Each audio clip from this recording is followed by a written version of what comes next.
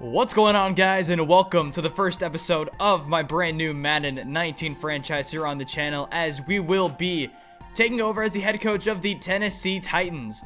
And to make this series a little bit more interesting, I decided to fully sim season 1 because we're at the tail end of the 2018 regular season, and I figured that if I wanted to create a new franchise, that I would sim year 1, try and build up a team the way I like it. So I decided to start the season in week 14, which is this current week, and sim the rest of the season and go from there. So you will see how the end of this season finishes for the next four-ish weeks or so, and then you will see free agency, the draft, and the schedule preview for season 2 before we kick that off in the next episode.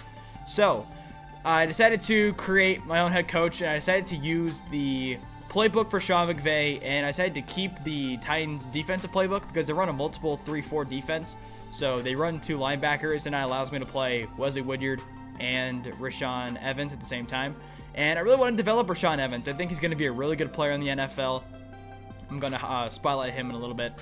But I will have Sean McVay's offensive playbook because I feel like what's lacking with the Tennessee Titans is some offensive creativity. Now, they did add the offensive coordinator from the Rams last year to their staff, but it hasn't really been working out so well for the Titans so far this year. And a big question mark is how much longer will Marcus Mariota take control of the Tennessee Titans? Currently now into his 4th full season in the NFL. His rookie contract is coming up here in about, I would probably say, a year or two. So Marcus Mariota, he had a decent year last year. It wasn't anything spectacular. He had less touchdowns and interceptions. And realistically, we don't know what his future is going to look like here in the offense for Tennessee. So this is going to be a big question mark going into next year. Will Marcus Mariota be the for sure starter? Are the Titans going to draft a quarterback? Are they going to sign a quarterback to compete with Mariota? We will see. But they did add some offensive weapons to complement Mariota, and that starts with Dion Lewis, who signed from the New England Patriots during last offseason. I believe he signed a 4-year contract with Tennessee, so they have a 2-headed monster at running back with Dion Lewis and Derrick Henry. 90 speed for Dion Lewis. He's really good out of the backfield. One of the best receiving backs in the league, up there with Todd Gurley, David Johnson, Le'Veon Bell. So I think Dion Lewis adds a lot of creativity to the offense. It's just a matter of how well it's being executed. And one guy that I'm really looking forward to using in this franchise is Derrick Henry, who is now in his third season out of Alabama, former Heisman Trophy winner. He is just a straight beast. If you guys saw his run the other night against the Jacksonville Jaguars, just an absolute insane player. Really excited to see what he can do for me in this franchise. It's going to be difficult to balance both of the running backs since they both have 2 different play styles. Henry's more of an uphill, kind of bulldozer kind of runner, and Dion Lewis is a scat back who gets out into the open field. And the number 1 receiver is last year's first-round pick, Corey Davis out of Western Michigan. His season last season wasn't too great. It was plagued by injury, so this will hopefully be his breakout season this year. And he's been fairly good this year, so I'm excited to see what he can do for us later on in the future. And on the offense side, we have 2 good offensive line pieces in Taylor Lewan and Jack Conklin. So the lead up of our defense is right end Jarrell Casey. He's a pretty underrated player in the league. Currently an 89 overall, about to be a 90 overall as his XP is about to get up there.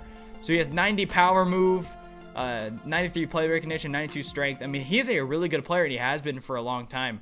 But he just really hasn't gotten the recognition for it. So here's more on Rashaan Evans, the first-round pick out of Alabama the Titans got last year. 83 speed, 83 tackle, 81 block shed, 90 hit power. He has the skills, he has the intangibles to become a really good middle linebacker. That 68 zone coverage kind of worries me a little bit. I'm going to have to bump that up through future training. So if you can get that up, I think he can be an all-around, probably top 10 middle linebacker in the league. And another interesting prospect the Titans got last year is Harold Landry from Boston College. 81 tackle, 81 hit power, 84 speed. He's going to be a nice player off the edge at right outside linebacker. So we'll see what his future looks like with the Titans. And a player that I'm really interested in seeing how they're going to fare out is Malcolm Butler. He was signed from the New England Patriots during the offseason. And the big thing that people were looking at was that he didn't play a single snap in the Super Bowl against the Philadelphia Eagles. So, and that contract he signed hasn't really turned out to be much for Malcolm Butler in the 2018 season. We'll see what his future is like in 2019. And the guy that I'm really excited to see develop is Kevin Byard, who was last year's interception leader for the NFL. Currently an 88 overall free safety with 89 speed, 90 zone coverage, 88 pursuit.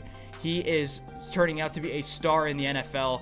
Really a highly underrated player that I think is going to turn out to be one of the best at his position for the future coming. And I'm really excited to see what I can do with him. I'm not the best at defense in this game, so I don't think his stats will be that high up there.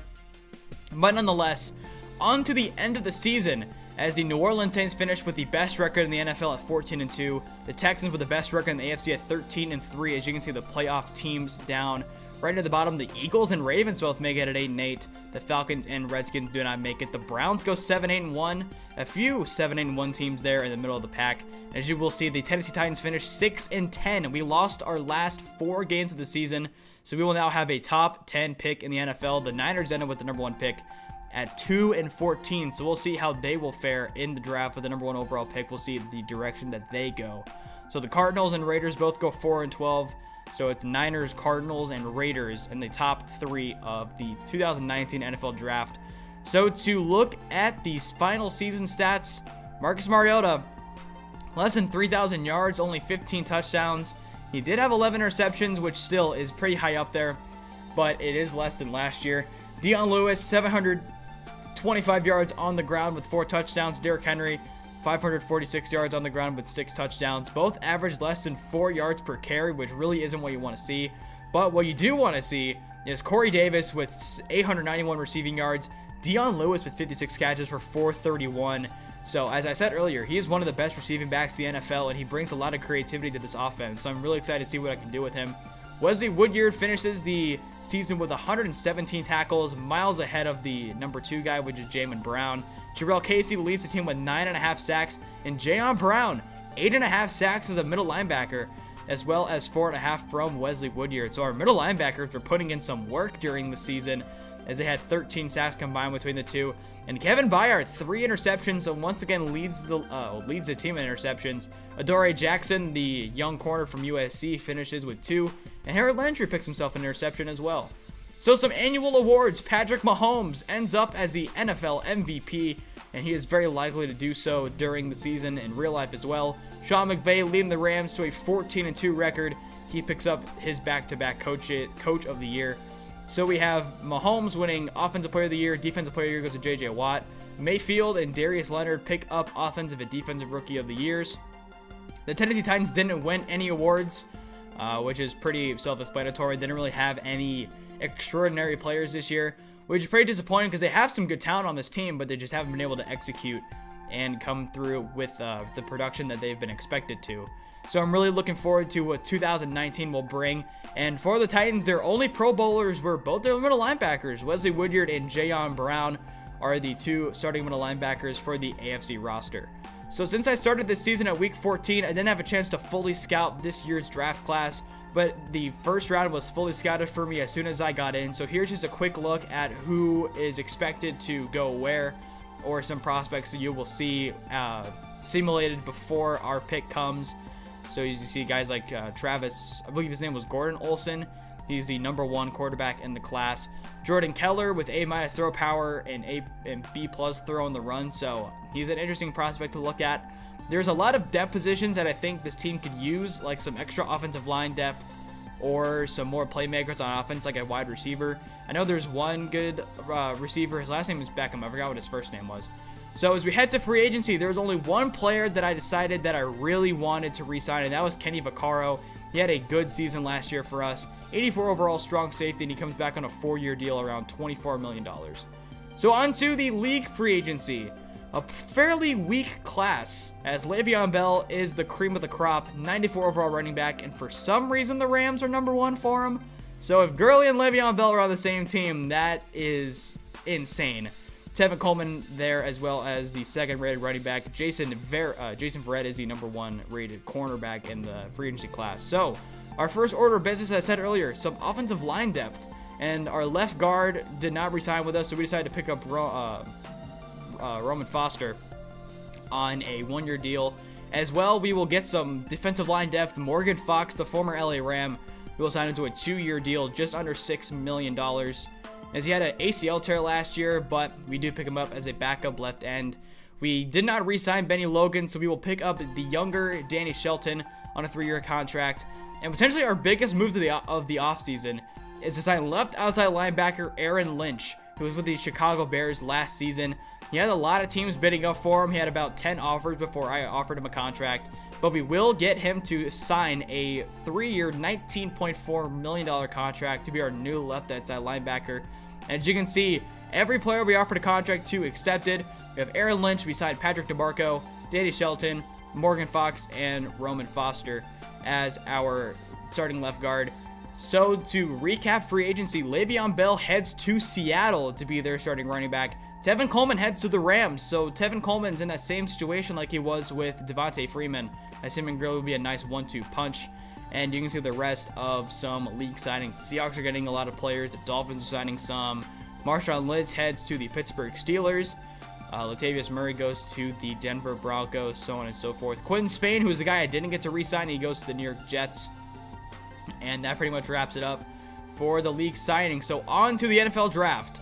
And the San Francisco 49ers select Gordon Olson, quarterback, Ohio State. So we will see what Jimmy Garoppolo's future looks like in San Francisco.